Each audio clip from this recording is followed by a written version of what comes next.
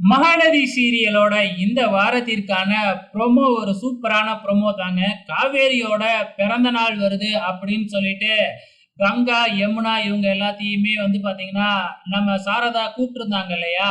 அதே மாதிரி விஜய், நம்ம அம்மு பாப்பா இவங்க எல்லாருமே வருவாங்க. அங்க பாத்துக்கலாம் அப்படின்னு ஒரு பிளான் போட்டு வச்சிருக்கிறாங்க.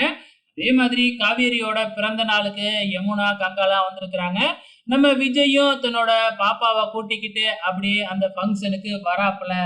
ஸோ அங்க என்ன நடக்குது? நம்ம காவேரி கேக் வெட்டி எல்லாருக்கும் கொடுக்குறாங்க. அதுக்கப்புறம் நம்ம கங்கா என்ன வேலை பார்க்குறாங்க தெரியுமா?